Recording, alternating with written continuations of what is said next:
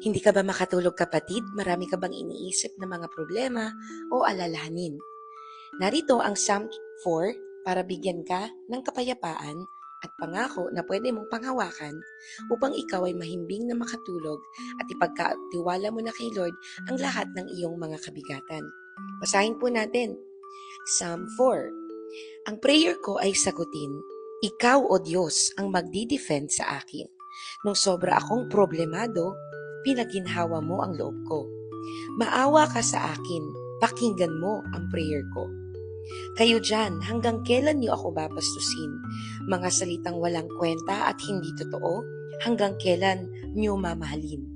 Tandaan niyo, binukod ni Lord ang mga matuwid para maging Kanya, at pag tumatawag ako kay Lord, nakikinig siya. Kung magalit man kayo, huwag kayong magkasala. Mag-isip kayong mabuti habang tahimik na nakahiga. Mag-offer kayo ng tamang sacrifices at kay Lord kayo magtiwala. Maraming nagpe-pray. Sana naman makatanggap kami ng blessing. Lord, sana ma-experience namin ang kabutihan mo. Pero, mas matindi yung saya na binigay mo sa akin kesa sa kanila na may maraming alak at pagkain. Hihiga ako at mahimbing na matutulog kasi sa iyo, Lord, alam kong safe ako. Dalangin ko kapatid na sa iyong pagtulog ngayong gabi ay maalala mong tumawag kay Lord. Sabi dito sa binasa natin, si David, problemado siya. At dito bilanggit ko ano yung problema niya. May mga tao daw na nambabastos, nagdi-disrespect, nagchichismis, o nagkakalat ng mga hindi magandang balita tungkol sa kanya.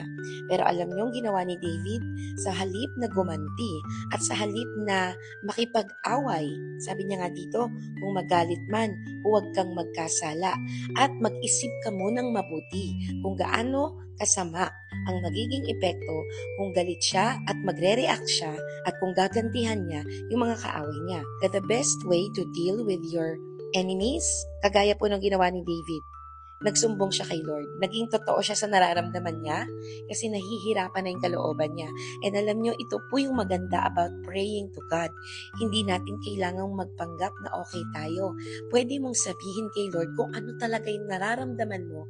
At ang good news doon, hindi ka niya i-judge. In-express niya kay Lord na, Lord, nafe-feel ko talaga na dinidisrespect ako ng mga taong ito.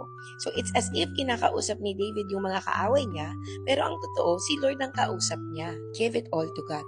At alam niyo, sabi dito, confident si David na kapag tumawag daw siya kay Lord, ay diringgin siya ni Lord.